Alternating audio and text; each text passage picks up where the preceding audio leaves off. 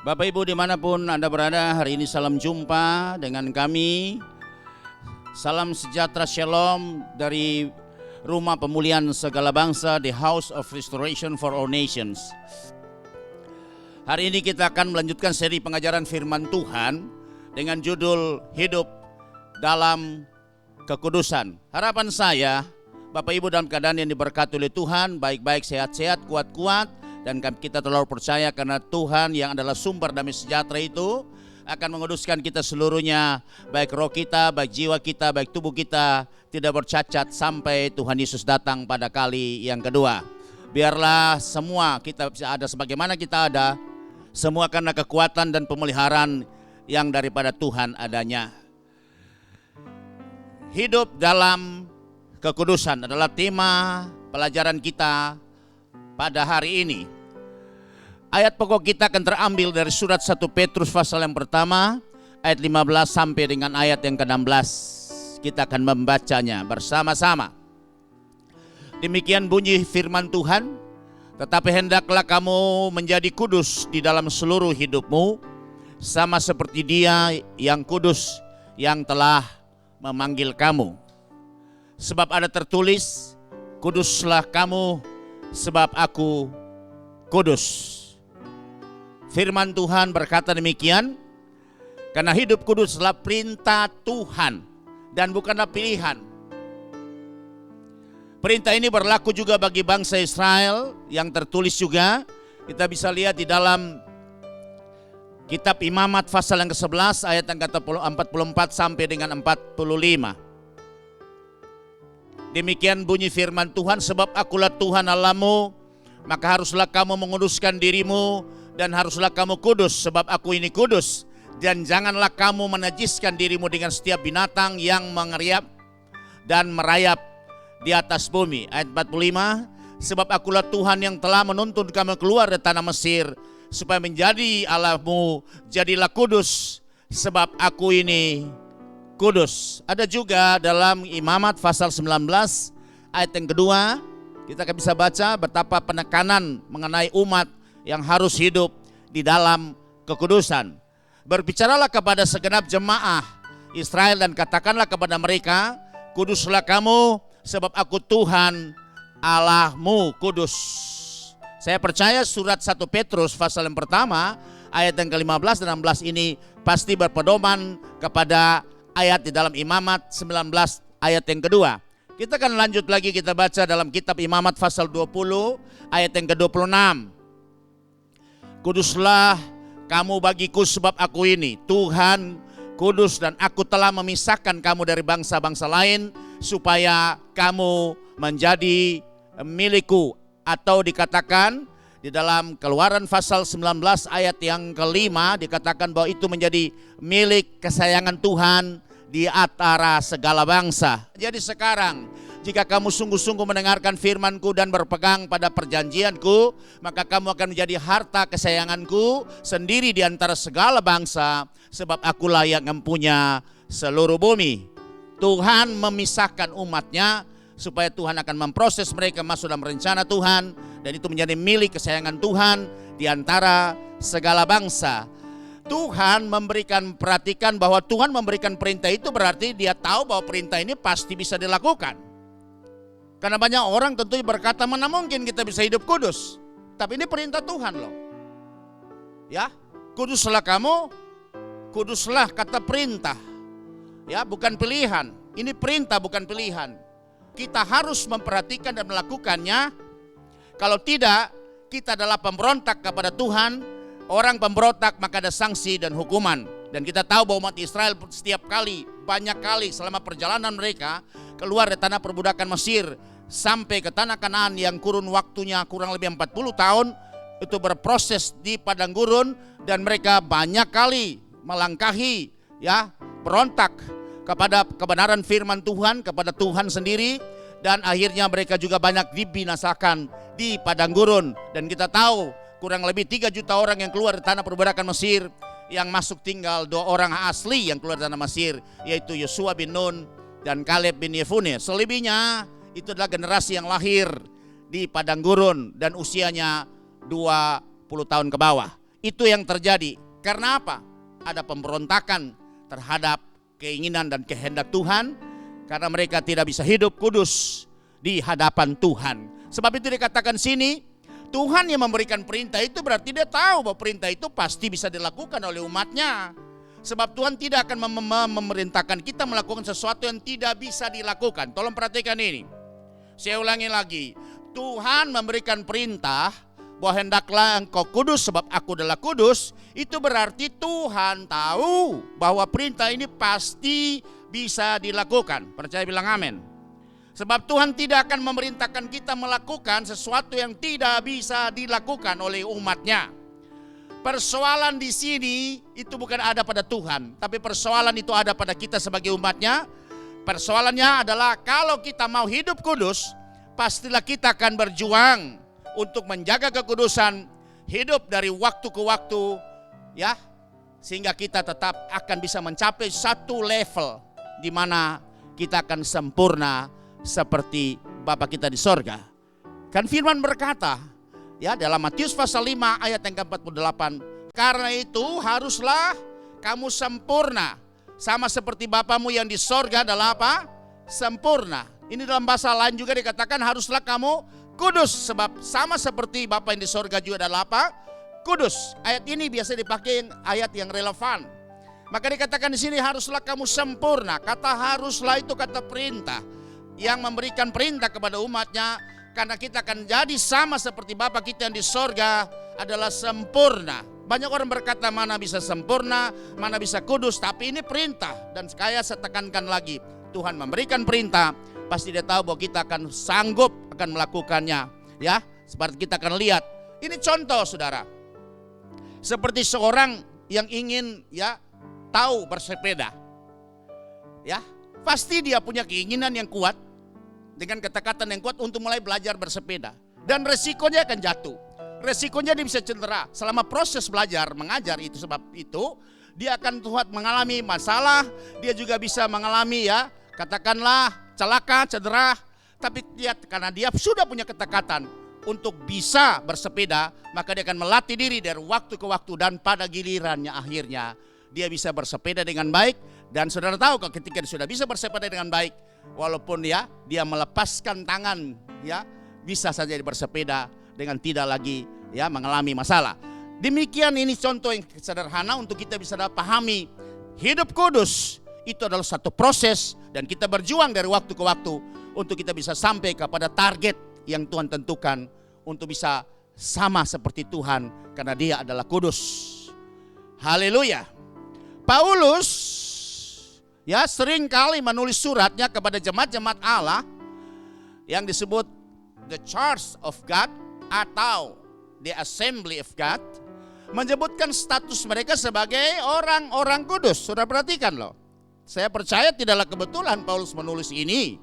Kalau sudah perhatikan bahwa setiap kali surat pengembalaan Paulus kepada jemaat-jemaat Allah itu menyebutkan status mereka sebagai orang kudus. Saya percaya bukan lip service dari Paulus untuk menyenangkan hati para jemaat, tapi tentu ada punya dasar bahwa Paulus berani berkata demikian, berani menyebutkan status mereka sebagai orang-orang kudus. Kita bisa baca dalam surat Roma pasal yang pertama ayat yang ke-7. Kita tidak baca semua ayat, tapi nanti Bapak Ibu bisa lihat ada beberapa ayat penuntun semua itu menulis bagaimana status Paulus menulis surat kepada jemaat-jemaat itu.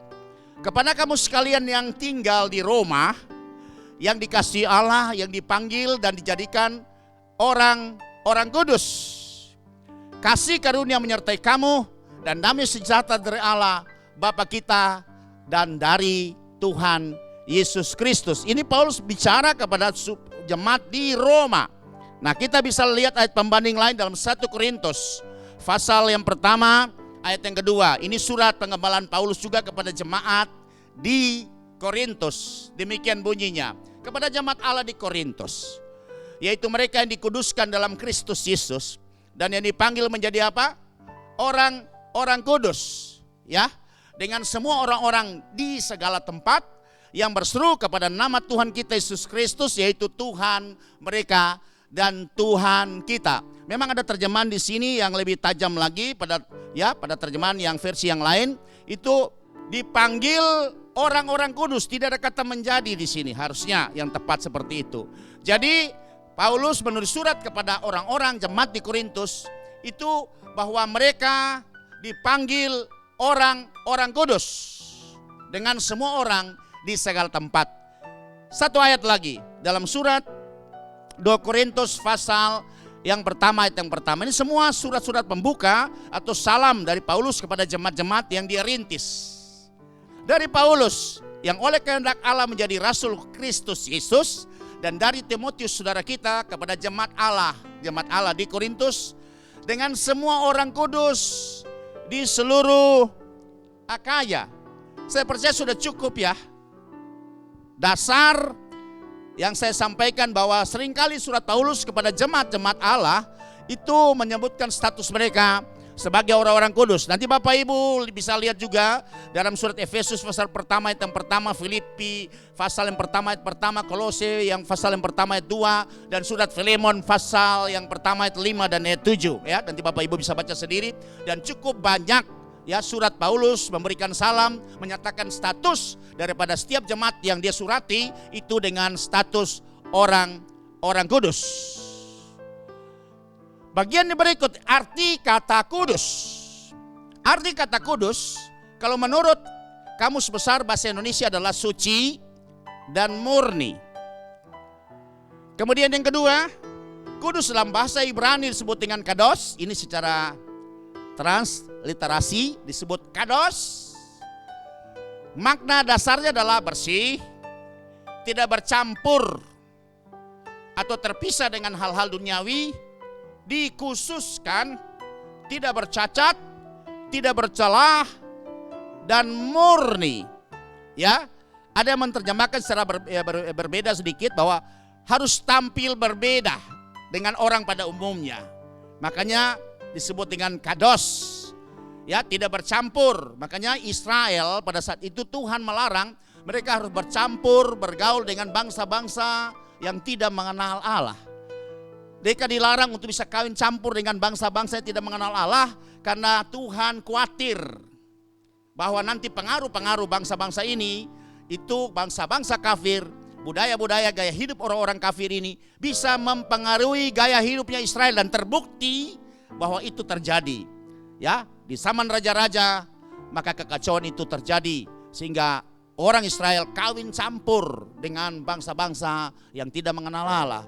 Dan juga di dalam kitab Maliahi, sehingga Tuhan memarahi Israel kawin campur dengan bangsa-bangsa seperti itu, maka gaya hidupnya mereka akan berubah untuk tidak bisa lagi menurut segala ketetapan, perintah-perintah dan peraturan Tuhan, untuk menjadi bangsa yang spesial, bangsa yang khusus untuk Tuhan bawa menjadi alat Tuhan untuk bisa menyatakan keterang bagi semua bangsa-bangsa yang ada. Sebab itu saudara, perhatikan di sini bahwa tujuan hidup dalam kekudusan. Ya, kita sudah sepakat ya bahwa hidup dalam kekudusan itu mungkin. Karena itu perintah Tuhan, pasti kita bisa akan melakukannya. Saya lanjut bahwa apa tujuan hidup di dalam kekudusan. Tentu pasti Tuhan memerintahkan bahwa kita harus kudus, pastilah memiliki tujuan. Nah, di sini bahwa saudara perhatikan, yang pertama itu 1A, supaya layak datang dan masuk dalam hadirat Tuhan. Supaya kita bisa layak ada di hadirat Tuhan. Kita bisa beribadah masuk, sebab ibadah itu adalah esensinya ketemu Tuhan. Kalau kita tidak kudus, kalau kita hidup bercelah, penuh dengan dosa, kejahatan, kesalahan dan pelanggaran, itu membuat akhirnya Tuhan akan mundur dari hidup kita. Sehingga ibadah yang kita lakukan hanya rutinitas biasa, tapi kita tidak bisa menikmati hadirat Tuhan, atau kita tidak bisa menikmati kuasa dan kehadiran Tuhan. Ya, sudah perhatikan di sini. Sebab itu dikatakan bahwa dosa dan kejahatan dan pelanggaran menyebabkan kita terpisah dari Tuhan dan kemuliaannya. Dan kita bisa baca dalam Yesaya 59 ayat 1 dan 2. Nah, dikatakan seperti ini, sesungguhnya tangan Tuhan tidak kurang panjang untuk menyelamatkan umatnya, dan pendengarannya tidak kurang tajam untuk mendengar seruan doa permohonan dari umatnya.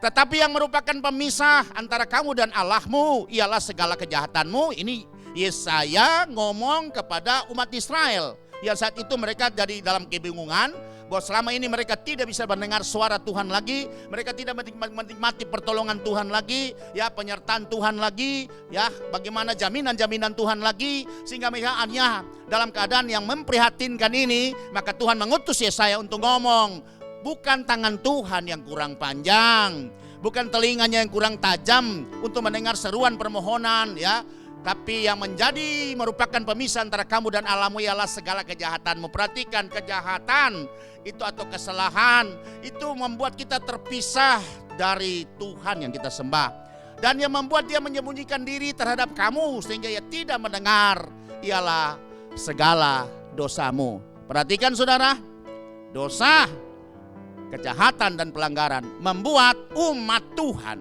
terpisah dari Tuhannya.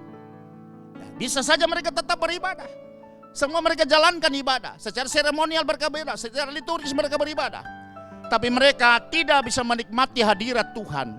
Mereka tidak bisa menikmati kemuliaan Tuhan. Mereka tidak bisa menikmati kekuatan yang daripada Tuhan. Mereka dalam keadaan yang putus asa, mereka dalam keadaan yang tidak berdaya. Di situ maka Tuhan mengutus nabi untuk memberikan pengetahuan kepada mereka, untuk memberikan petunjuk kepada mereka bahwa persoalannya adalah karena dosa, pelanggaran dan kejahatan kamu yang kamu buat itu membuat Tuhan tidak hadir dalam pertemuan kamu. Tuhan tidak bisa dapat melawat kamu dan Tuhan tidak bisa menolong kamu. Haleluya saudara.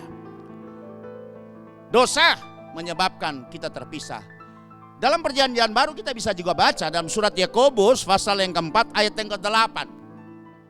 Nah, dikatakan demikian, mendekatlah kepada Allah dan ia akan mendekat kepadamu. Jadi kalau kita mendekat kepada Allah, maka dia akan mendekat kepada kita. Tapi dengan satu persyaratan di sini kan, tahirkanlah tanganmu, berarti murnikan. Tahirkan, tangan itu bicara mengenai perbuatan kita. Harus perbuatan yang tahir, perbuatan yang kudus, perbuatan yang tidak bercelah, perbuatan tidak cemar. Kemudian dikatakan, hai kamu orang-orang berdosa, dan sucikanlah hatimu, hai kamu yang mendua hati. Ya, mereka datang beribadah tapi hati mereka terbagi, dan mereka banyak kali juga menyembah ilah-ilah daripada bangsa-bangsa yang kafir yang tidak mengenal Allah. Ya, ini yang menjadi persoalan di zaman, ya, pada zaman ayat ini ditulis. Terjadi juga buat umat Israel dan juga umat-umat perjanjian baru. Dan hari ini tentu ilah zaman ini adalah banyak hal mengenai hobi kita, ya, kekayaan kita, hal-hal materi yang apa mengikat kita, itu juga menjadi ya ilah zaman kita, zaman ini, sehingga kita menjadi orang yang mendua hati datang kepada Tuhan. Kita tidak bisa akan ketemu dengan Tuhan. Tuhan katakan perbuatan kita itu menyangkut dengan perbuatan tindakan kita, itu harus dimurnikan. Kemudian orang-orang berdosa, maka sucikanlah hatimu, hai kamu yang mendua hati. Kalau tidak, ketika Tuhan kita mendekat kepada Tuhan, maka Tuhan akan menjauh dari kita. Betapa kita menjadi orang yang malang dan orang yang hidup tanpa ada harapan dan jaminan daripada Tuhan. Jelas saudara di sini bahwa dosa, pelanggaran dan kejahatan kita, perbuatan-perbuatan ini menyebabkan kita terpisah daripada Tuhan. Dan kita bisa melihat contoh ketika Adam dan Hawa jatuh dalam dosa. Karena tidak mengikuti perintah Tuhan, mereka berontak kepada ketetapan Tuhan. Sebab dosa itu pelanggaran kepada hukum-hukum Tuhan. Ya, dalam surat 1 Yohanes pasal yang ke-3 ayat yang ke-4 berkata, setiap orang yang berbuat dosa itu melanggar juga hukum Allah. Sebab dosa ialah pelanggaran hukum Allah. Adam dan Hawa terlibat dengan pelanggaran ini, dan kemudian mereka jatuh dalam dosa, mereka kemudian kehilangan kemuliaan Allah.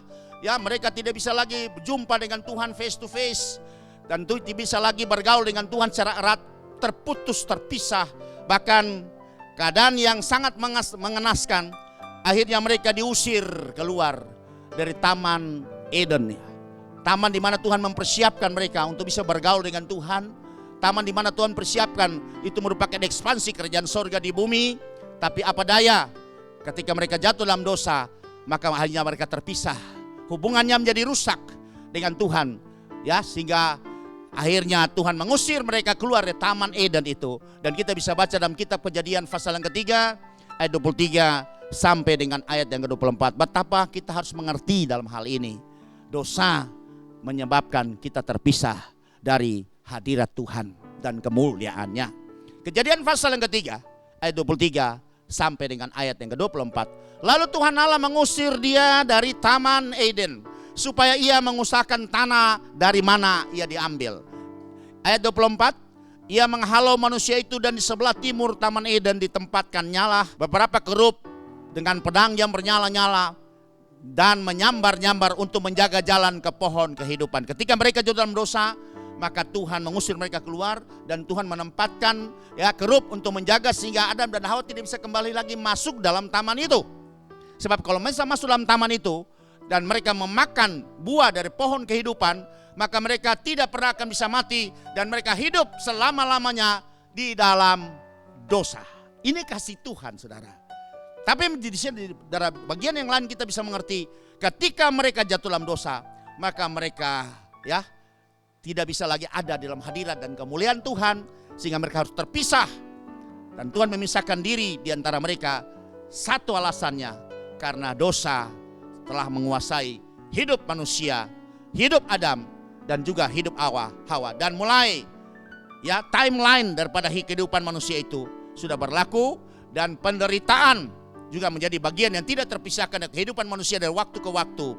Dan kita melihat yang kekal itu akhirnya menjadi yang fana, yang aion menjadi kronos karena dosa.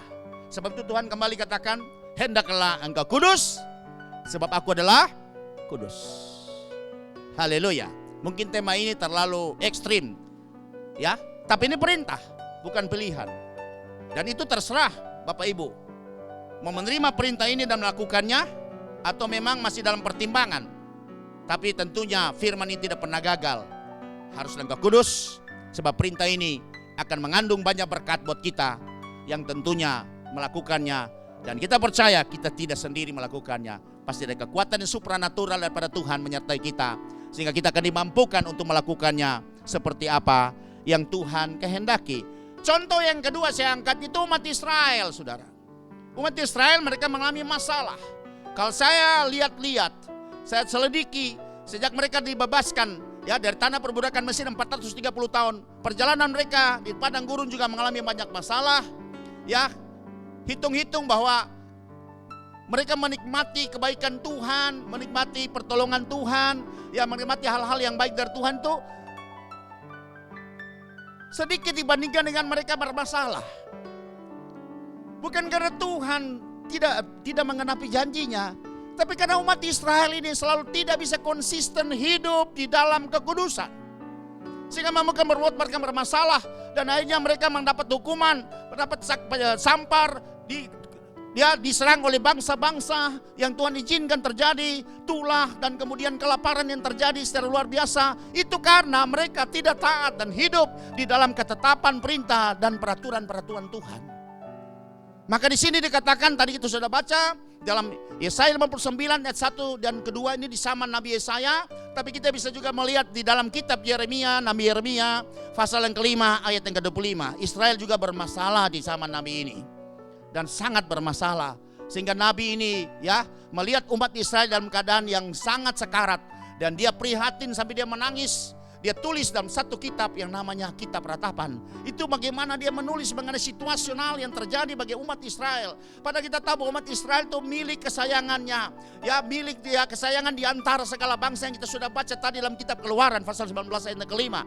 Untuk Tuhan membawa mereka memisahkan dari semua bangsa-bangsa untuk masuk dalam tujuan khusus. Dan mereka pasti bisa menikmati berkat dan kemuliaan Tuhan. Tapi apa jadinya? Sebaliknya yang mereka alami adalah hal-hal yang tidak mengenakan mereka. Mereka tertekan, mereka hidup sekarat cuma karena mereka tidak bisa taat dan hidup kudus di hadapan Tuhan.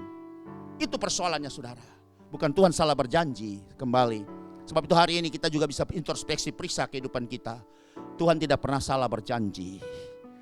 Ya, tapi bagaimana persoalan itu ada pada kita. Apakah kita tetap konsisten hidup di dalam kekudusan?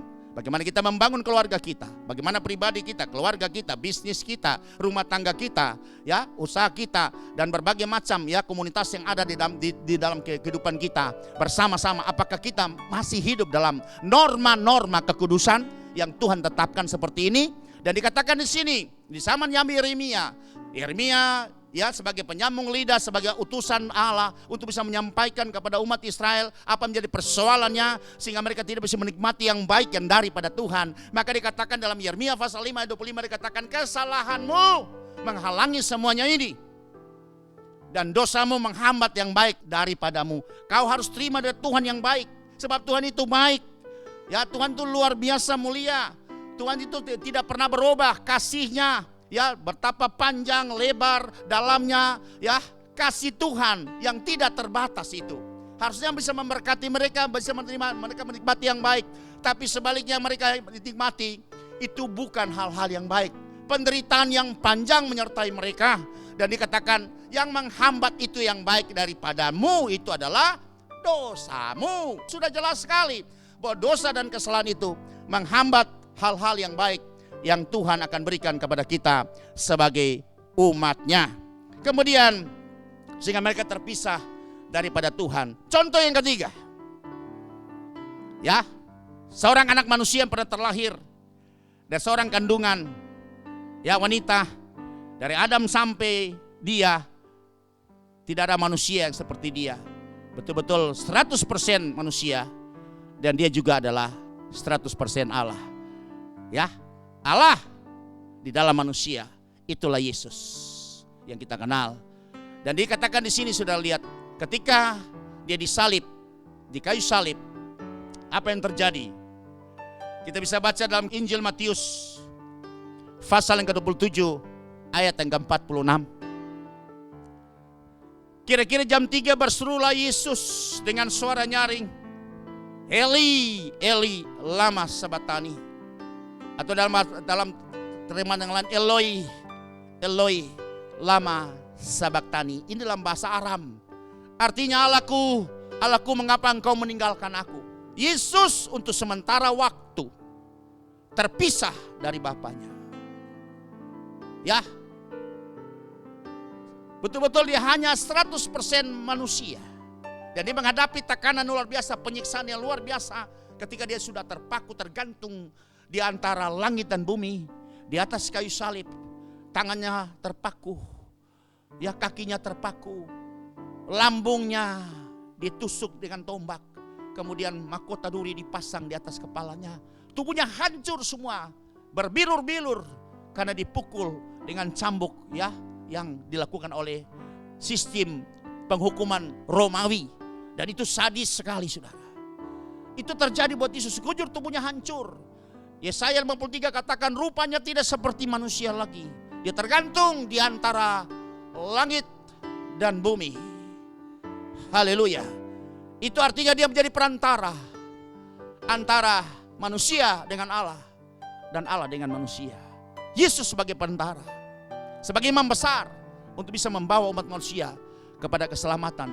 Tapi yang terjadi, saudara lihat, kenapa Yesus berkata, dia berseru, ini yang Yesus takutkan. Yang dia khawatir ketika dia berdoa 3 kali di taman Getsemani. Kalau boleh, Bapa, kalau boleh cawan ini lalu daripadaku. Dan dia menyadari, tetapi kalau itu aku harus meminumnya, biar kehendakmu yang jadi. Alkitab mencatat peluknya bercampur dengan darah. Artinya dia stres sampai distres, sehingga mungkin ada pembuluh yang robek, sehingga bercampur dengan darah. Betapa tingkat stres Yesus saat itu. Sebagai manusia biasa, dia sangat tertekan. Sama dia berdoa 3 kali. Dan kita tahu Bapa tidak mengizinkan itu terjadi. Tetap dia harus jalani lewat, ya, kayu salib ini. Karena di sini ada penebusan buat kita sebagai umat manusia, supaya bisa bebas dari dosa, untuk bisa menjadi orang-orang yang kudus, ya, yang bisa menikmati semua berkat dan janji Tuhan. Itu artinya, Allahku, Allahku, mengapa engkau meninggalkan aku? Bapa tinggalkan dia. Semua dia sendiri sekarang yang menghadapi. Murid-murid tinggalkan semua. Hanya beberapa wanita dan satu murid yang masih tertinggal, itu adalah Yohanes. Semua murid sudah kabur meninggalkan. Yudas sudah berkhianat, menyesal, kemudian gantung diri dan patah pohon yang dia pakai, dan kemudian perutnya robek, ususnya terburai keluar. Tapi yang sisanya, saudara, yang 10 sudah lari kabur karena mereka ketakutan. Tapi tinggal satu Yohanes dengan berapa wanita yang ada di dekat kaki salib itu menyaksikan prosesi yang seperti ini. Dia berkata dengan suara yang sangat memprihatinkan, dengan suara yang sangat memilukan, Eloi, Eloi, lama sabatani. Apa gerangan yang terjadi di sini? Kenapa Bapa meninggalkan dia? Kalau saudara lihat di sini, ternyata ketika Yesus dijadikan dosa, dijadikan kutuk, pelanggaran kesalahan untuk umat manusia semua ditimpakan kepada Yesus, maka dia menjadi satu pribadi yang sangat berdosa, yang sangat terkutuk. Sebab itu Bapa harus meninggalkan dia. Ketika dosa masuk dalam kehidupan Yesus, maka pemisahan akan terjadi. Kita akan baca dalam surat 2 Korintus pasal yang kelima ayat yang ke-21. Itu penyebabnya maka Bapa harus tinggalkan Yesus.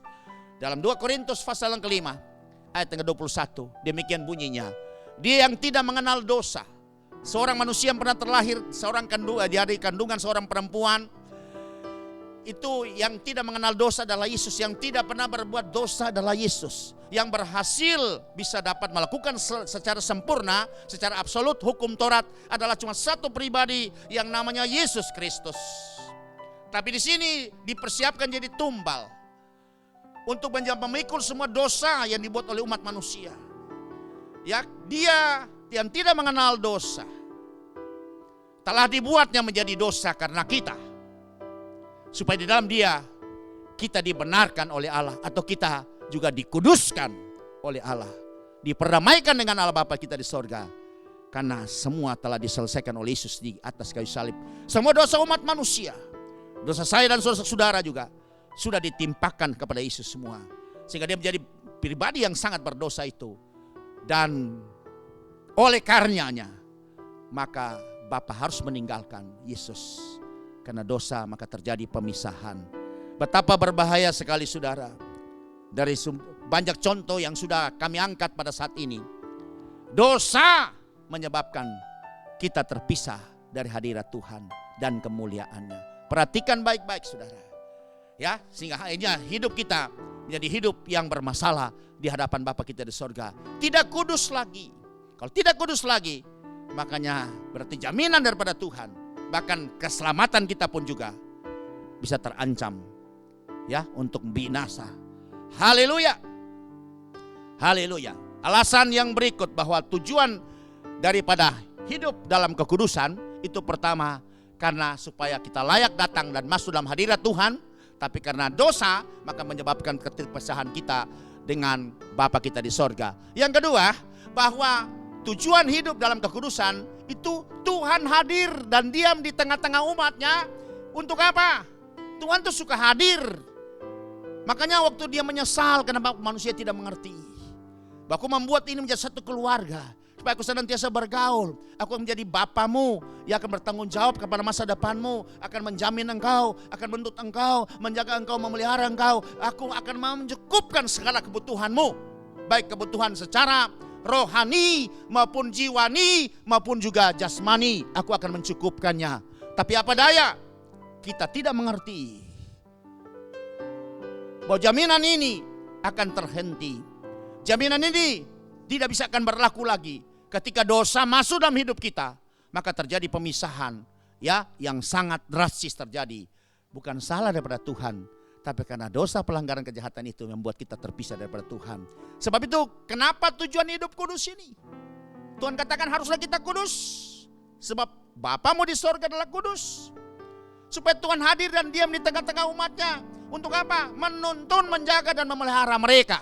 Itu Tuhan sampaikan kepada umat Israel. Dan kita bisa baca dalam kitab Keluaran pasal 25 ayat 8 sampai 9. Dan mereka harus membuat tempat kudus bagiku, supaya aku akan diam di tengah-tengah mereka. Jadi pertemuan langsung face to face tidak bisa lagi sesudah manusia jatuh dalam dosa. Maka Tuhan berinisiatif. Pertama Tuhan bilang bikin mezbah. Makanya dari zaman purbakala itu juga Tuhan ajar kepada Adam dan Hawa, dan itu bisa kita lihat terbukti bahwa Kain dan Habel juga membuat mezbah untuk mempersembahkan syukur kepada Tuhan. Dan Noh juga ketika air bah surut, jika dia bikin mezbah bersyukur kepada Tuhan. Abraham juga buat mezbah di Betel. Dan kita lihat nanti pada saat Israel keluar dari tanah perbudakan Mesir, dan Tuhan bilang, buat tempat kudus bagiku supaya aku bisa hadir dan diam di tengah-tengah kamu. Itu tujuannya. Karena Tuhan itu tidak mau terpisah dengan umatnya. Dia tahu kalau Tuhan terpisah dari umatnya, dia sangat mengerti bahwa umat pasti akan bermasalah, bahwa umat pasti akan hancur, bahwa umat pasti akan celaka, dan umat pasti akan binasa. Sebab itu dia mengasihi mereka, dan dia datang harus hadir di tengah-tengah mereka.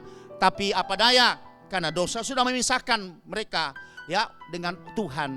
Maka Tuhan bilang begini, buat satu tempat untuk bisa jadi perantara, jadi mediator. Aku bisa hadir di situ supaya aku bisa diam di tengah-tengah kamu, dan aku bisa menguatkan kamu, menyertai kamu, dan memberkati kamu. Haleluya, betapa Tuhan luar biasa kalau kita mengerti. Keluaran 25 ayat 9. Menurut segala apa yang kutunjukkan kepadamu sebagai contoh kemah suci dan sebagai contoh segala perabotannya, demikianlah harus kamu membuatnya. Yang kita kenal sebut dengan tabernakel Musa, tabernacle of Moses Nah, kemudian berubah jadi tabernakel Daud, tabernacle of David, dan kemudian jadi Bait Salomo. Lanjut lagi kita baca dalam kitab Imamat pasal yang ke-26 ayat yang 11 sampai dengan ayat yang ke-13. Aku akan menempatkan kemah suciku di tengah-tengahmu, dan hatiku tidak akan muak melihat kamu lagi. Ketika bahwa Tuhan taruh satu tempat di mana umat bisa ketemu dengan Tuhan. Umat bisa lihat tiap kali bahwa Tuhan tuh hadir dalam bentuk tiang awan pada siang hari dan juga tiang api pada malam hari. Kacendauan raksasa untuk bisa menaungi umat dari sengatan matahari yang begitu sangat menyakiti mereka di padang gurun. Karena suhu di padang gurun tuh 40 derajat lebih, saudara. Tergantung situasi, kadang-kadang bisa lebih sampai 45 derajat. Itu seperti itu. Dan kemudian malam hari itu dingin kering yang terjadi di sana, dan Tuhan bikin penerangan. Ada lampu raksasa di tiang awan itu menyala sehingga terang benderang jadi umat, dan juga bisa memanaskan suhu pada malam hari. Itu Tuhan mau hadir untuk bisa dapat mengayomi umatnya, memelihara umatnya. Ini yang perlu kita mengerti. Israel gagal, harapan Tuhan kita jangan gagal. Sebagai orang-orang perjanjian baru kan kita sudah ada contohnya. Dan peringatan buat kita yang ditulis oleh Paulus kepada jemaat di Korintus, yang ditulis dalam 1 Korintus pasal 10, Israel menjadi contoh dan peringatan buat kita orang-orang perjanjian baru, bahkan orang-orang di zaman akhir. Kita sudah ada contohnya.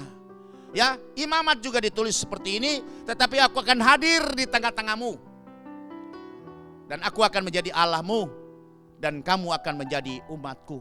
Luar biasa kan? Kata ini sangat misteri, saudara.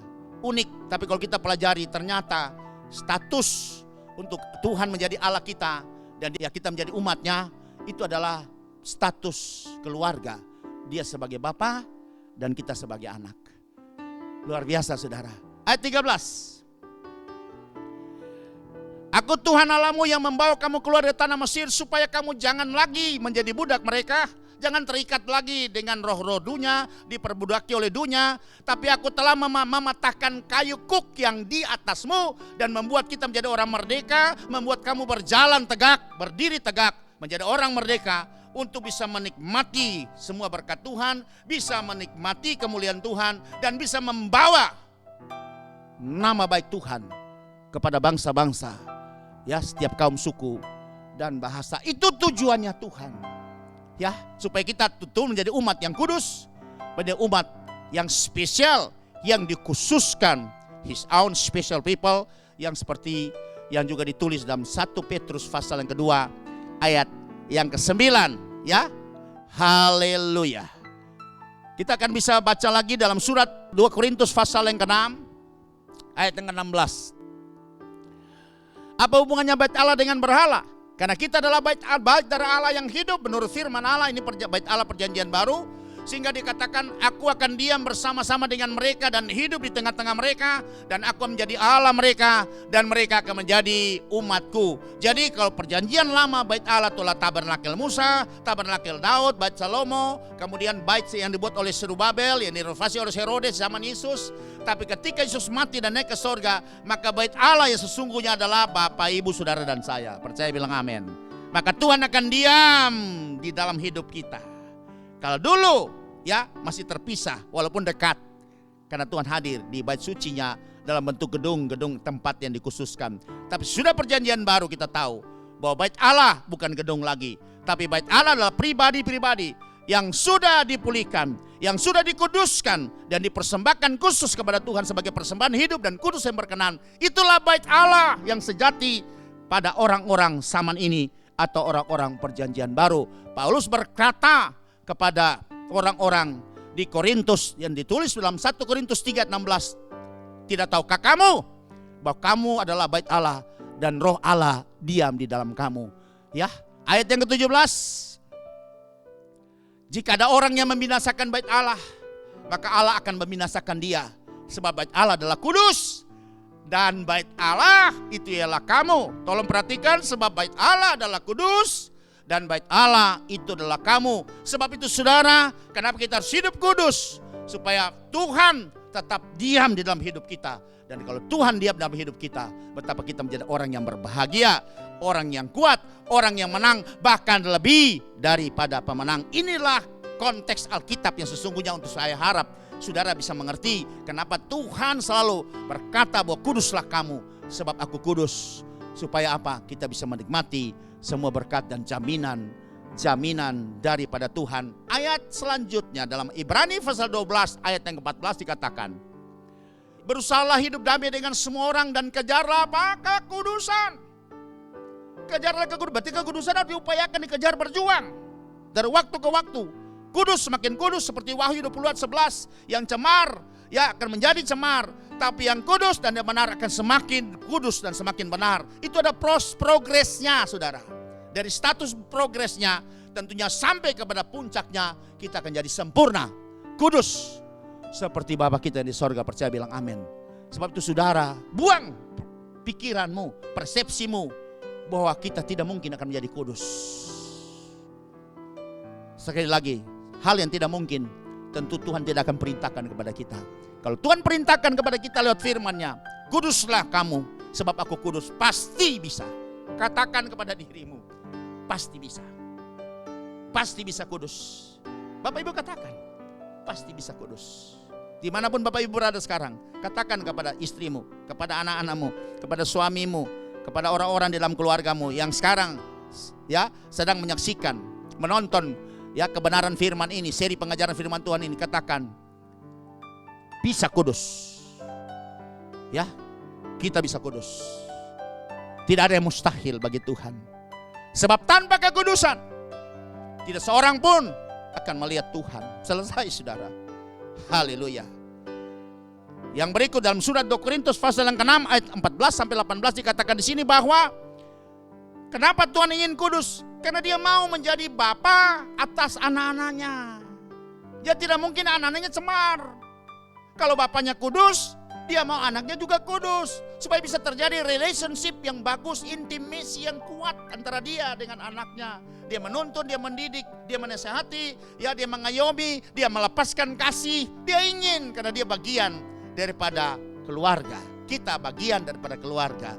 Haleluya. Sebab itu di situ dikatakan dalam surat 2 Korintus pasal yang ke-6 ya, ayat 14 sampai 18. Bapak Ibu perhatikan, dikatakan di sini, ya jangan kamu merupakan pasangan yang tidak seimbang dengan orang-orang yang tidak percaya. Sebab persamaan apakah yang terdapat antara kebenaran dan kedurhakaan? Sudah lihat di sini.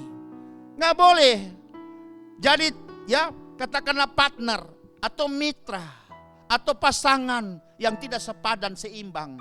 Ya orang sering pakai ini untuk pasangan suami istri. Padahal maksudnya ini adalah umat yang kudus bergaul dengan umat yang cemar.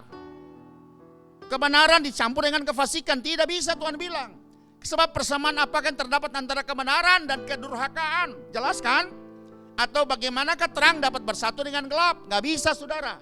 Tidak bisa abu-abu. Terang is terang, gelap adalah gelap, hitam adalah hitam, putih adalah putih. Ayat yang ke-15. Persamaan apakah yang terdapat antara Kristus dan Belial? Belial ini adalah penyembahan berhala. Apakah bagian bersama orang-orang percaya dengan orang-orang tidak percaya? Jelasin ayat ini loh. Ayat 16. Apakah hubungan bait Allah dengan berhala? Karena kita adalah bait Allah. Ditegasin lagi dalam surat 2 Korintus. Paulus menulis kepada orang Korintus bahwa bait Allah itu adalah kamu. Sebab itu jangan lagi kamu isi dengan berhala hidupmu. Ya, dia katakan karena kita adalah bait dari Allah yang hidup menurut firman Allah ini. Aku akan diam bersama-sama dengan mereka dan hidup di tengah-tengah mereka, dan aku akan menjadi Allah mereka dan mereka akan menjadi umatku. Nah, ini perkataan yang sangat unik di sini, dan artinya kita bisa baca pada ayat yang ke-17. Sebab itu keluarlah kamu dari antara mereka dan pisahkanlah dirimu dari mereka, firman Tuhan, dan janganlah menjamah apa yang najis, yang cemar, maka aku akan menerima kamu. Untuk apa? Menerima sebagai apa? Ayat 18. Aku akan menjadi bapamu. Haleluya, saudara. Dan kamu akan menjadi anak-anakku. Wah, betapa luar biasa siapa saudara dan saya. Ini keinginan Tuhan yang sempurna. Kita harus mengerti betapa kita menjadi orang yang berbahagia kalau kita mengerti tujuan ini. Kenapa Tuhan suruh kita pisah dari hidup yang cemar. Kenapa kita harus pisah dari dosa, menjauhi dosa, pelanggaran, kejahatan, supaya kita bisa menjadi anak-anaknya. Percaya, bilang amin. Pada menjadi Bapa kita yang terus akan menuntun kita, memelihara kita sampai kepada tujuannya kekal selama-lamanya. Ini sering kita rusakkan hubungan ini karena dosa, pelanggaran, kita masuk, kita terpisah. Tapi Tuhan bilang pisahkan dirimu hari ini. Jangan menjadi orang yang sama.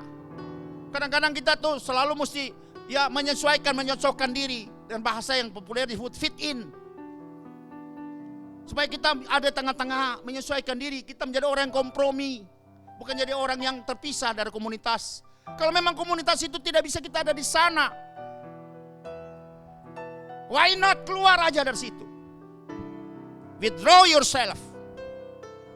Pisahkan dirimu.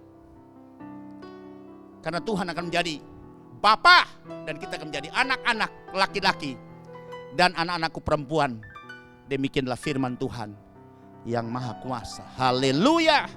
Betapa Tuhan luar biasa ya kalau kita mengerti. Pantas Dia mau supaya kita tetap kudus, supaya Dia tetap hadir dalam hidup kita, supaya Dia tetap terus akan bisa memberkati kita, menuntun kita, supaya jangan kita salah jalan dan akhirnya kita jatuh dan binasa.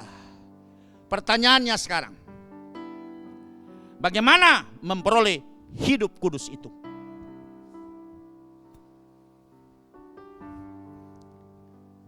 Ini bagian yang kedua Romawi ini. Bagaimana memperoleh hidup kudus itu?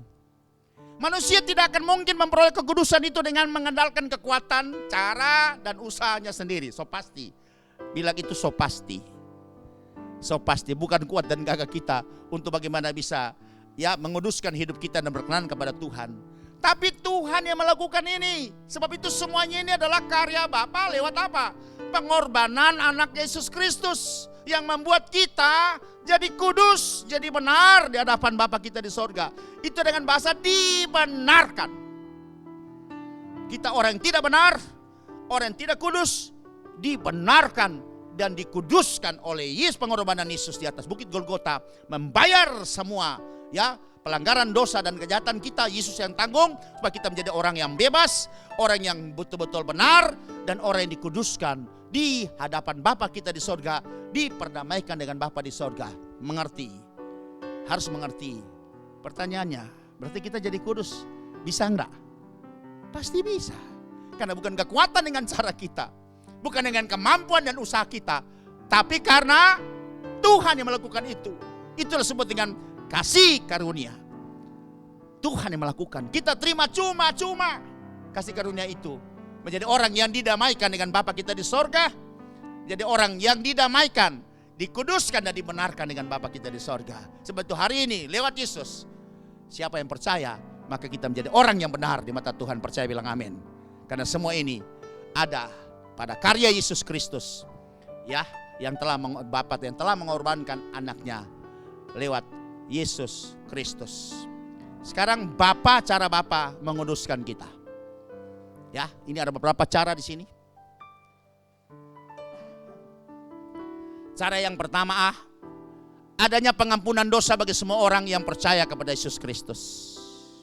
Bapak Ibu dimanapun Anda berada, sepanjang suara ini terdengar, apapun status Anda, pendosa kelas berat sekalipun, Tuhan bilang, biar dosamu seperti kermisi, akan aku buat putih seperti salju.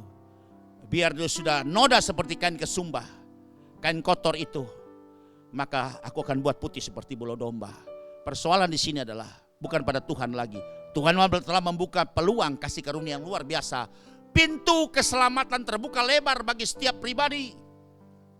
Engkau dengar bahwa Tuhan memberikan kesempatan untuk mengampuni semua dosa, pelanggaran, dan kejahatan kita.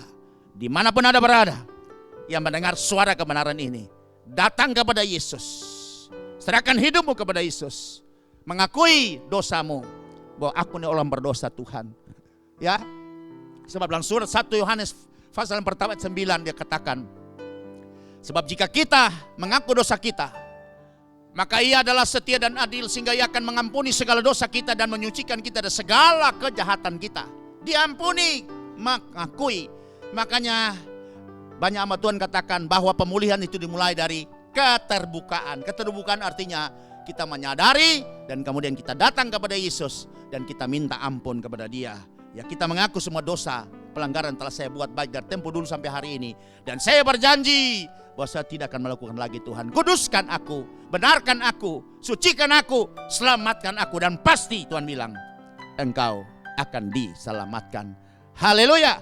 Sebab itu saudara, kita bisa baca dalam Kisah Rasul pasal 10 ayat yang ke-43. Ini terjadi buat ya seorang perwira daripada pasukan Italia namanya Cornelius. Dan kemudian Tuhan memperhitungkan dia dan Petrus datang ke rumahnya. Sebab itu dia katakan di sini, tentang dialah semua nabi bersaksi bahwa barang siapa percaya kepadanya. Ya, jadi pengampunan dosa bagi semua orang yang percaya kepada Yesus Kristus tidak bisa melalui siapapun juga. Keselamatan, pengampunan dosa itu hanya melalui satu pribadi, lewat Yesus. Maka Yesus berkata dalam Injil Yohanes pasal ke-14 ayat yang ke-6, saya percaya Bapak Ibu sudah hafal ayat ini, bahwa aku adalah jalan dan kebenaran dan hidup. Tidak ada seorang pun yang datang kepada Bapa kalau tidak melalui aku. Yohanes 3 ayat 16 katakan, karena begitu besar kasih Allah akan dunia ini, sehingga dikaruniakan anak yang tunggal, supaya barang siapa yang percaya kepadanya tidak akan binasa, melainkan beroleh hidup yang kekal. Pasti keselamatan hanya lihat satu pribadi yang namanya Yesus. Percaya, bilang amin. Saudara sampaikan kepada semua orang bahwa nabi boleh banyak, penginjil boleh banyak, pendiri agama boleh banyak, rasul boleh banyak, tapi keselamatan juru selamat hanya ada satu pribadi saja. Cuma satu pribadi, bukan lewat papanya, bukan lewat mamanya, tapi lewat satu pribadi yang namanya Yesus Kristus. Maka engkau akan diselamatkan. Percaya, bilang amin. Haleluya, haleluya, haleluya. Tidak lewat siapa-siapa, hanya satu pribadi, Yesus Kristus. Firman yang berkata demikian, dan banyak ayat tertulis seperti itu. Mari Efesus 1 ayat 7. Ada banyak ayat di sini. Saya catat ada kurang lebih ya 1, 2, 3, 4, 5, 6 ayat. Sebab di dalam Dia dan oleh darahnya kita beroleh penebusan, yaitu pengampunan dosa menurut kekayaan kasih karunia-Nya. Satu ayat lagi supaya lebih jelas. Jadi tidak lewat mamanya, tidak lewat papanya ya. Bukan lewat Yusuf dan Maria, tapi lewat Yesus pribadi untuk bisa dapat penebusan dan pengampunan dosa, sehingga kita bisa dikuduskan, dibenarkan, dan diselamatkan. Kolose pasal yang pertama ayat yang ke-14. Di dalam Dia kita memiliki penebusan kita, yaitu apa? Pengampunan dosa. Haleluya, percaya bilang amin. Di dalam Yesus. Dia ini huruf kapital D itu Yesus. Di dalam Yesus Kristus kita memiliki penebusan kita, yaitu pengampunan dosa. Nah, jadi satu, kita bisa hidup kudus karena ada pengampunan dosa. Datang kepada Yesus hari ini, maka dosamu biar merah seperti kemisi, diputihkan seperti salju. Biar kotor, noda seperti kain kesumba, dia akan buat putih seperti bulu domba. Bagian yang kedua, sarana yang kedua yang Tuhan pakai untuk menguduskan kita, itu adalah lewat baptisan air. Tolong perhatikan, lewat baptisan air. Jelas ayat ini, ya sudah ada profetik dari zaman Perjanjian Lama lewat Nabi Hezkel. Di dalam pasal 36 ayat 25 sampai dengan ayat 37. Dikatakan, kalau sudah lihat perikopnya di dalam kitab Yehezkel pasal 36 itu pembaharuan Israel, umat yang dibaharui. Israel itu umat loh. Dikatakan sini, aku akan mencurahkan kepadamu air jernih yang akan mentahirkan kamu, membersihkan kamu, memurnikan kamu, menyucikan kamu, menguduskan kamu dari segala kenajisanmu dan semua berhala-berhalamu. Aku akan mentahirkan kamu. Jadi Tuhan mentahirkan umat, memurnikan umat, menguduskan umat itu menggunakan air. Ini profetik untuk yang ke depan, saudara. Air ini dikatakan di sini. Ya, Tuhan gunakan air. Ayat 26. Kamu akan kuberikan hati yang baru dan roh yang baru dalam batinmu, dan aku akan menjauhkan dari tubuhmu hati yang keras dan kuberikan kepadamu hati yang taat.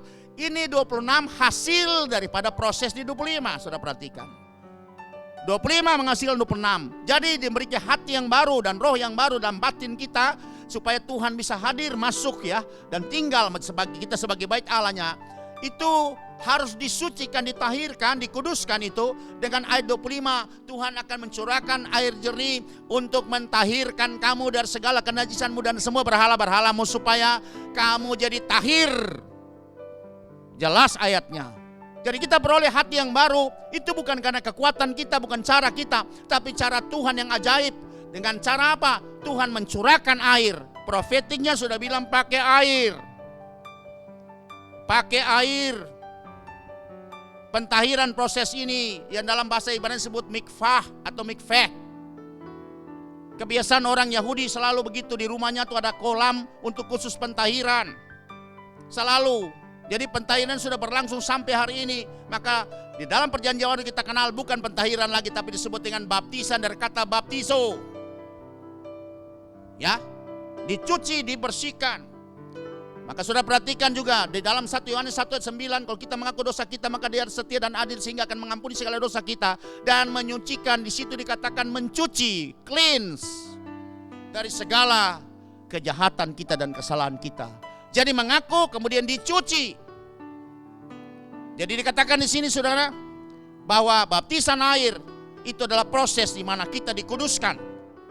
Sesudah proses 25 ditahirkan, kita peroleh hati dan roh yang baru, maka Tuhan akan menindaklanjuti. Pada ayat yang 27 dikatakan roh Tuhan akan Tuhan berikan diam di dalam batinmu, dan Tuhan akan membuat kamu hidup menurut segala ketetapan Tuhan dan tetap berpegang pada peraturan-peraturan Tuhan dan melakukannya. Tolong perhatikan, saudara.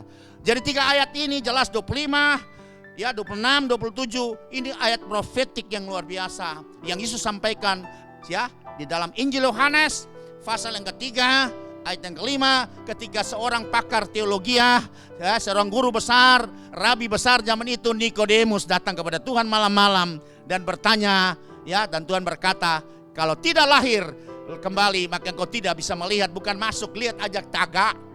Dan dikatakan dalam Injil Yohanes, Tuhan Yesus katakan kepada Nikodemus dalam Injil Yohanes pasal 3 ayat 5, dikatakan, jawab Yesus, aku berkata kepadamu, sesungguhnya jika seorang tidak dilahirkan dari air dan roh, ia tidak dapat masuk dalam kerajaan Allah. Tolong perhatikan, untuk lahir dari air dan roh. Air dan roh. Kata lahir artinya Tuhan menurunkan keturunan menjadi anak-anak Allah. Tidak dapat masuk dalam kerajaan Allah. Itu profetiknya ada pada Yehezkel pasal 36 tadi. Bapak Ibu bisa melihat itu sangat relevan dengan Injil Yohanes pasal 3 ayat yang kelima. Maka dikatakan di situ bahwa Tuhan mencuci, mentahirkan, kemudian hati dan roh jadi baru Roh Kudus akan diberikan, dibuat diam di dalam batin kita, hati kita, roh kita yang sudah dibaharui itu. Jadi itu profetiknya Tuhan Yesus lagi sampaikan lewat Injil Yohanes pasal yang ketiga ayat yang kelima, dan ditindaklanjuti kepada Paulus lewat surat Titus pasal yang ketiga ayat yang kelima, menjelaskan lebih detail lagi apa sih prosesnya lahir dari air dan Roh Kudus. Saudara perhatikan, ini kebenaran firman, saudara. Haleluya. Dikatakan sini, pada waktu itu dia telah menyelamatkan kita. Oke. Proyek keselamatan yang dilakukan oleh Yesus Kristus sudah selesai 2000 tahun yang lalu. Ketika dia mati di atas bukit Golgota, membayar menebus semua hutang dosa pelanggaran dan kita, dan kemudian membuka perjanjian yang baru dengan materai darahnya, dan disitulah kita menjadi orang-orang yang berkemenangan, dan keselamatan itu bisa menjadi bagian setiap orang. Artinya proyek jalan tol keselamatan telah diselesaikan oleh Yesus. Maka dikatakan pada waktu itu dia telah menyelamatkan kita. Artinya keselamatan itu sudah menjadi bagian dari semua setiap bangsa, kaum suku dan bahasa. Itu bukan karena perbuatan baik yang telah kita lakukan, amin. Tetapi karena rahmatnya, karena kasih karunia, karena anugerahnya. Bukan karena upaya manusia, seperti kekudusan tadi yang saya sudah jelaskan. Itu bukan cara kita, bukan upaya kita, bukan usaha kita, ya bukan mengandalkan kemampuan kita. Tapi semua karena pemberian secara cuma-cuma oleh Tuhan lewat anaknya Yesus Kristus. Percaya bilang amin. Dan kita lihat kita juga menerima rahmat atau kasih karunia atau keselamatan itu oleh permandian kelahiran kembali atau lahir dari air. Yang aplikasinya tentu lewat baptisan air atau implementasinya lewat baptisan air. Dan oleh pembaharuan yang dikerjakan oleh Roh Kudus atau ya lahir dari air dan Roh Kudus. Ketika lahir yang baru, benih yang lama disingkirkan, maka Tuhan menaruh benih yang baru oleh Roh Kudus. Maka kita jadi lahir menjadi anak-anak Allah. Percaya, bilang amin. Haleluya, saudara. Haleluya. Berarti itu, saudara, baptisan itu bukan seremonial, saya mau kasih tahu. Baptisan itu adalah proses kuasa. Kita akan baca surat Efesus pasal yang kelima, ayat 26 sampai dengan ayat yang ke-27. Saya menulis ya semua ayat-ayat yang relevan dengan yang namanya baptisan air. Dia katakan dalam surat Efesus pasal 5 ayat 26, untuk menguduskannya menjadi kudus sesudah ia menyucikannya dengan apa? Dengan memandikannya dengan air dan firman. Firman memberi petunjuk, air memproses kita untuk jadi kudus. Percaya bilang amin. Lewat apa? Memandikannya. Kata mandi atau dalam bahasa ya Greek Yunani disebut dengan baptizo, yang diindonesiakan jadi baptisan. Kata baptizo itu adalah punya 3 arti cara harfiah. Satu benda dicelupkan, ditenggelamkan dalam air. Yang kedua memiliki arti bahwa seluruh permukaan benda itu basah. Yang ketiga bahwa seluruh permukaannya ditutupi oleh air. Itu kata baptizo. Secara harafiah hurufiah memiliki 3 arti. Ya, saya ulangi lagi. Satu benda yang ditenggelamkan atau dicelupkan dalam air. Yang kedua, satu benda yang seluruh permukaannya diliputi air. Yang ketiga, suatu benda yang seluruh permukaannya basah. Itu artinya kata baptizo. Maka dikatakan ayat 26 di sini untuk menguduskan supaya jadi kudus. Ya, kalau tadi ada pengampunan dosa, kalau sekarang lewat baptisan air, sesudah ia menyucikannya dengan apa? Memandikannya dengan apa? Air dan firman. Firman beri petunjuk, dan kita tahu bahwa air itulah yang akan menguduskan umat dari semua kenajisan dan semua kecemaran. Itu dikuduskan, ditahirkan, dimurnikan, sehingga kita bisa berlayak di hadapan Bapa kita di sorga. Percaya bilang amin. Ayat yang lanjut, ayat 27. Supaya dengan demikian ia menempatkan jemaat di hadapan dirinya dengan cemerlang tanpa cacat atau kerut atau yang serupa itu, tetapi supaya jemaat kudus dan tidak bercela. Berarti satu fasilitas untuk menguduskan umat supaya kita berlayak di hadapan Bapa kita di sorga adalah lewat apa? Baptisan air. Baptisan air.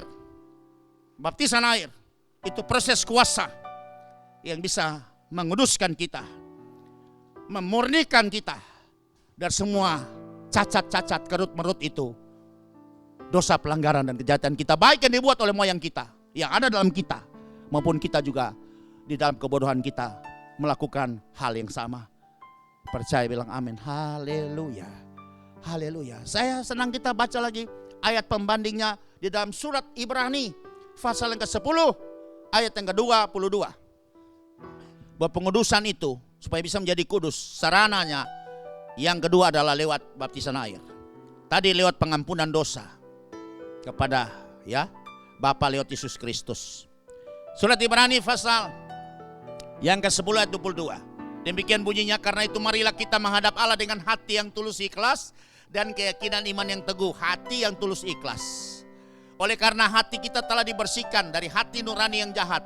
Semua manusia terlahir memiliki hati nurani yang jahat karena ada titipan dosa dan pelanggaran dan kesalahan, baik dari orang tua. Tidak ada anak yang lahir itu murni.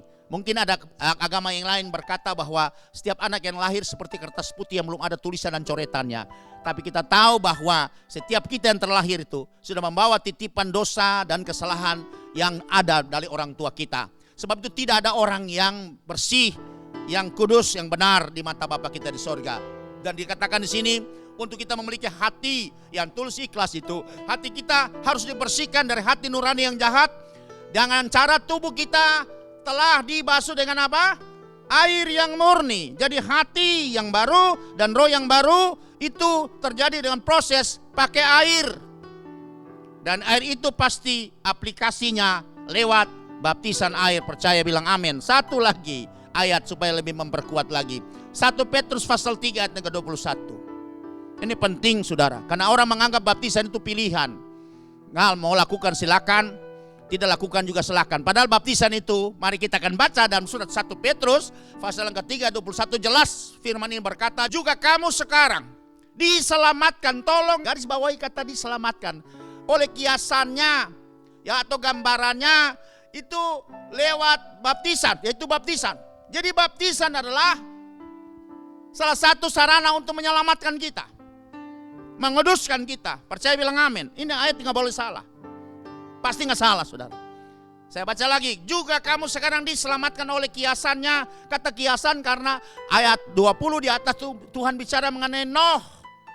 Dan keluarga diselamatkan itu lewat bahtera. Kalau kita diselamatkan lewat apa? Baptisan. Percaya bilang amin. Kita diselamatkan lewat baptisan. Makanya ada kata kiasan antitype. Yaitu baptisan maksudnya bukan untuk membersihkan kenajisan jasmani seperti kita mandi pada biaya umumnya, melainkan untuk memohonkan hati nurani yang baik kepada Allah oleh kebangkitan Yesus Kristus, supaya hati bisa jadi bersih, hati bisa jadi kudus, hati bisa jadi murni, dan Tuhan bisa masuk tinggal bersekutu di dalam hati dan roh kita. Percaya bilang amin. Jelas bahwa sarana cara Tuhan menguduskan kita yang kedua lewat baptisan air. Percaya bilang amin. Yang ketiga lewat darah Yesus. Dalam Kolose pasal yang pertama ayat 20 sampai 22. Haleluya. Dan oleh dialah memperdamaikan segala sesuatu dengan dirinya, baik yang ada di bumi maupun yang ada di sorga, sesudah ia mengadakan pendamaian oleh darah salib Kristus. Perhatikan, darah ini yang membuat kita dia menjadi perantara, menjadi imam antara Allah dengan manusia dan manusia dengan Allah. Sebab itu Yesus tergantung di tengah-tengah antara langit dan bumi, antara sorga dan bumi. Itu yang ayat katakan, saya lupa ayatnya, di dalam Injil Yohanes. Ketika Yesus ditinggikan, maka dia akan menarik apa? Banyak orang. Itu bicara mengenai Yesus disalib, saudara.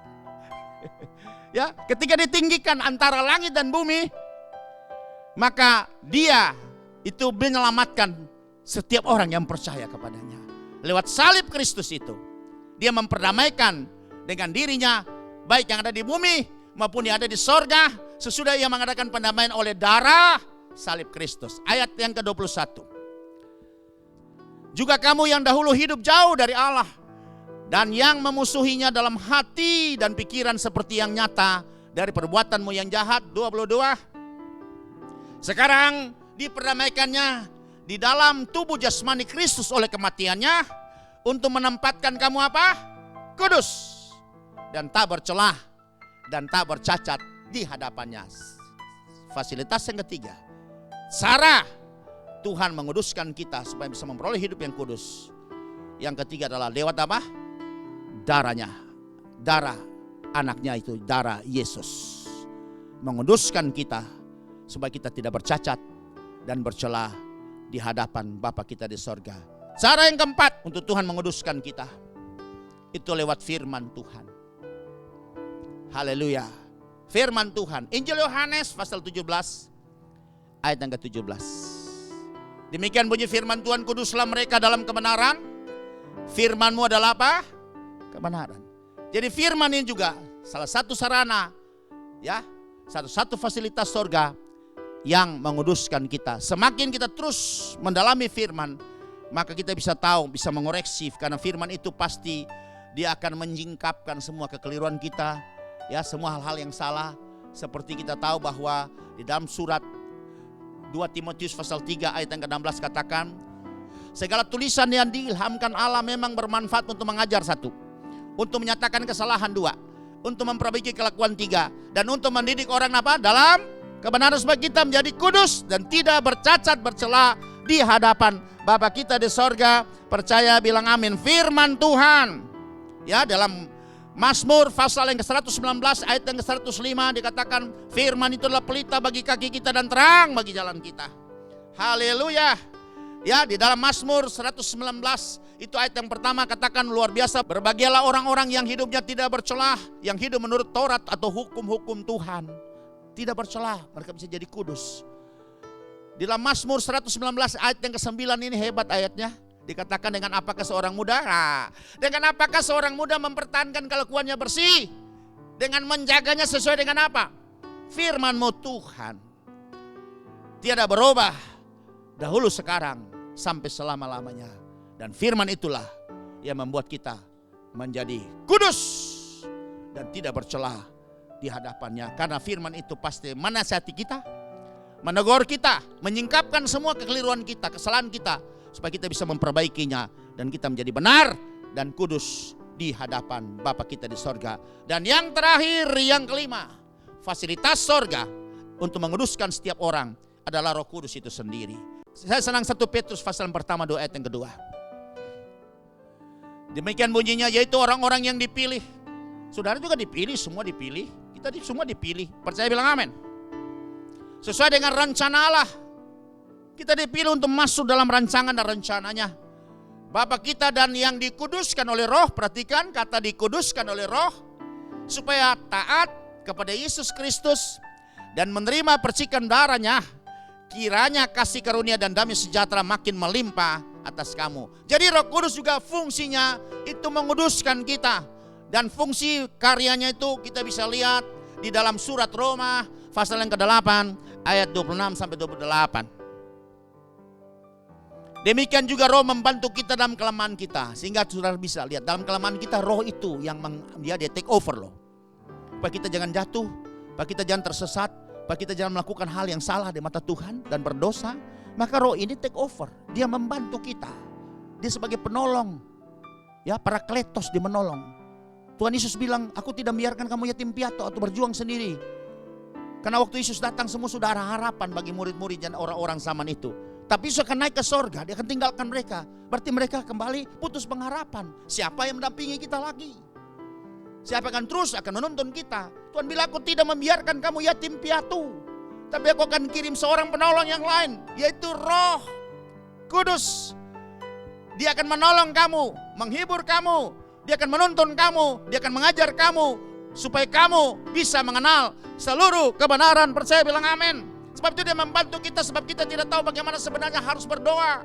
Sampai berdoa pun dia menjadi sensor doa kita, untuk bisa dapat dia menyeleksi doa kita, dan dia bawa doa kita ke hadapan Bapa kita di sorga. Tapi Roh itu sendiri berdoa untuk kita kepada Allah dengan keluhan-keluhan yang tidak terucapkan. Ayat yang ke-27. Dan Allah yang menyelidiki hati nurani mengetahui maksud Roh itu, yaitu bahwa ia sesuai dengan kehendak Allah, sesuai dengan kehendak Allah, berdoa untuk orang-orang kudus. Ayat 28. Kita tahu sekarang bahwa Allah turut bekerja dalam segala sesuatu untuk mendatangkan kebaikan bagi mereka yang mengasihi Dia. Siapa Dia? Yang turut bekerja, Roh Kudus yang diberikan dalam setiap hati kita, yaitu bagi mereka yang terpanggil sesuai dengan rencana Allah. Haleluya. Sebab itu saudara, berarti kemungkinan kita untuk menjadi orang kudus pasti bisa. Mampu kita, memungkinkan kita untuk memperoleh hidup yang kudus di hadapan Bapa kita di sorga. Dengan cara Tadi satu, bahwa ada pengampunan dosa. Yang kedua lewat baptisan air. Yang ketiga lewat darah Yesus. Yang keempat lewat firman Tuhan yang menuntun kita dari waktu ke waktu. Dan yang kelima lewat Roh Kudus yang ditaruh di dalam kita, yang terus berkarya, terus bekerja bersama-sama dengan kita untuk mendatangkan kebaikan kepada kita, menjadi orang-orang yang kudus di mata Bapa kita di surga. Akhirnya hiduplah dalam kekudusan, karena ini merupakan hidup yang sama seperti Allah. Dan menjadi sebuah kebanggaan bagi kita di hadapan Tuhan dan manusia. Saudara bayangkan, siapa kita? Sehingga diberi status yang sama dengan Bapa kita di sorga. Betapa kita menjadi orang yang berbahagia. Tidak banggakah saudara menjadi orang yang kudus di mata Tuhan dan manusia? Haleluya. Berbahagia setiap orang yang mendengar firman Tuhan, memelihara dan melakukannya. Amin. Berikan kemuliaan buat Tuhan. Kita akan masuk dalam perjamuan kudus. Bapak Ibu siapkan roti dan anggur.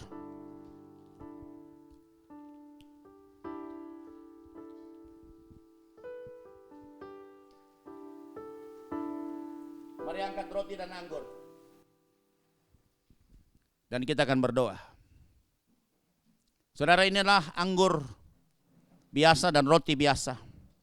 Pada saat malam terakhir, perjamuan terakhir bersama dengan semua murid-murid yang kemudian menjadi rasul, Yesus berdoa dan memberkati roti dan anggur, kemudian memecah-mecahkannya dan berikan kepada murid-muridnya, dan juga memberkati anggur, dan dia juga cawan ini dia berikan kepada murid-muridnya. Sebab itu sebelum kita akan menikmati roti dan anggur ini yang merupakan unity, persekutuan dengan tubuh dan darah Yesus, kita akan memberkati roti dan anggur ini. Bapa dalam sorga, inilah roti dan anggur biasa yang sekarang ada di tangan kami masing-masing pribadi lepas pribadi. Kami percaya ketika kami melepaskan berkat atasnya, maka sorga memperhitungkan ini. Bukan anggur dan roti biasa lagi, melainkan tubuh dan darah Yesus yang sudah bersatu dengan roti dan anggur ini. Sebab itu aku melepaskan berkat dari Bapa, Tuhan Yesus dan Roh Kudus turun memberkati roti dan anggur ini. Dan kami percaya ada berkat yang luar biasa yang sebentar nanti akan kami makan dan minum. Di dalam nama Tuhan Yesus, kita semua siap menikmatinya. Sama-sama katakan, amin. Angkat roti tinggi di tangan kananmu di atas kepalamu, dan engkau dengar kebenaran firman Tuhan ini. Kalau engkau percaya katakan amin, dan dengan rasa hormat kita akan memakan roti yang adalah tubuh Yesus ini. Demikian kata firman Tuhan. Bukankah roti yang telah dipecah-pecahkan, yang sekarang berada di tangan kananmu tinggi di atas kepalamu, adalah persekutuan dengan tubuh Yesus? Amin. Di dalam nama Tuhan Yesus, dengan rasa hormat kita akan memakannya.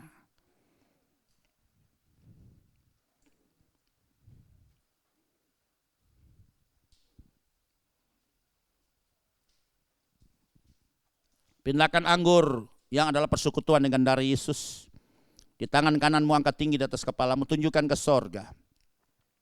Inilah darah penebusan yang ditumpahkan bagi dosa dan pelanggaran kesalahan kita untuk pengampunan semua orang.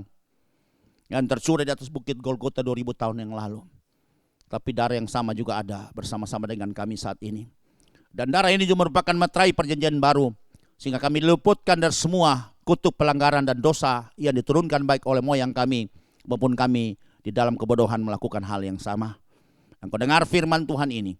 Di dalam darah dan tubuh Yesus ini ada bilur-bilur Tuhan Yesus. Dan firman berkata dalam 1 Petrus 2:24, oleh bilur-bilur Tuhan Yesus sakit penyakitmu disembuhkan. Disembuhkan, disembuhkan asal engkau percaya. Dengar kebenaran firman Tuhan ini. Dan kalau engkau percaya katakan amin. Dan dengan rasa hormat kita akan meminum cawan ini. Demikian kata firman Tuhan. Bukankah cawan pengucapan syukur yang atasnya kita ucapkan syukur, yang sekarang berada tinggi di tangan kanan kita di atas kepala kita, adalah persekutuan dengan darah Yesus? Amin. Di dalam nama Tuhan Yesus kita akan meminumnya dengan rasa hormat. Haleluya. Haleluya. Thank you Lord Jesus. Oh terima kasih. Terima kasih Tuhan. Oh rabasik kita karabahata karabang. Uri rahasira lama mama narabashiki rabahatakan. Mari yang bisa berbahasa roh kita berbahasa roh. Rabashiki dekaramatna karabahan ini. Ya la basere de hera la era baho era basera la era la mara la era la oh raba yesere la la era la baida sere la bayo.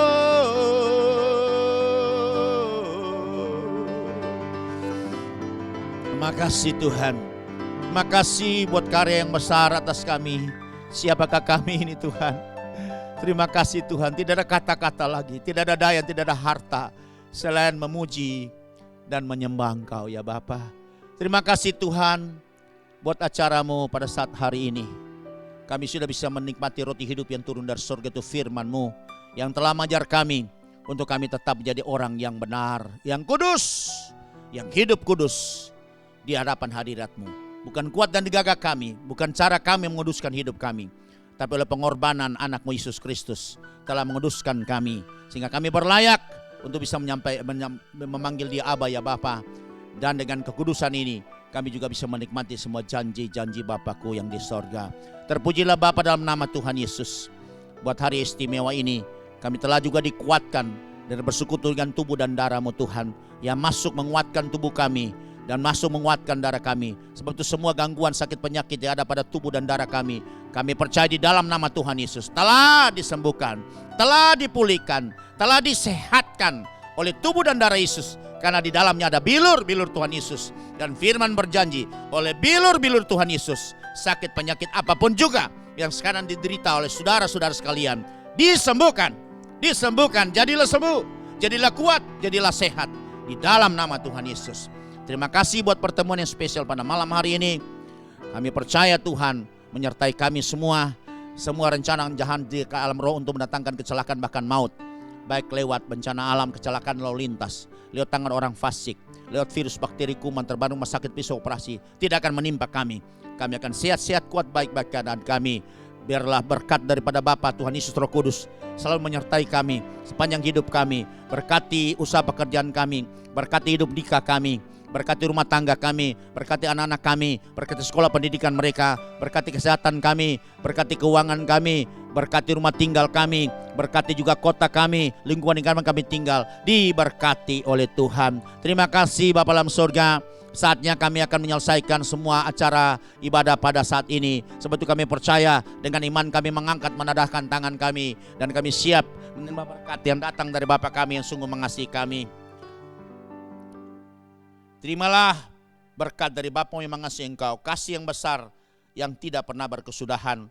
Kasih karunia Tuhan Yesus Kristus senantiasa melingkupi kita, dan juga persekutuan Roh Kudus-Nya menyertai kita hari ini seterusnya sampai Maranatha Tuhan Yesus datang pada kali yang kedua. Terimalah berkat ini di dalam nama Tuhan Yesus. Kita semua terima berkat ini, sama-sama katakan amin, amin, amin. Shalom, Tuhan Yesus memberkati.